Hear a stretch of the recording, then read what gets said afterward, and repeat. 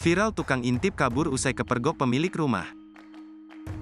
Viral di Instagram, aksi pelaku pengintipan kos wanita di Jalan Satria Garuda Sakti KM1, Kota Pekanbaru loncat dari atas gedung usai berhasil dipergoki oleh korbannya. Pria tersebut berhasil dipergoki oleh para penghuni kos saat hendak melakukan aksi bejatnya. Videonya viral usai diunggah oleh akun Instagram @terang_media, Rabu, tanggal 24 Mei tahun 2023. Mulanya dalam unggahan tersebut terlihat seorang pria mengenakan kaos berwarna hitam. Terlihat pelaku pengintipan tersebut langsung panik ketika para korban menghampirinya yang tampaknya berusaha mencari jalan untuk melarikan diri.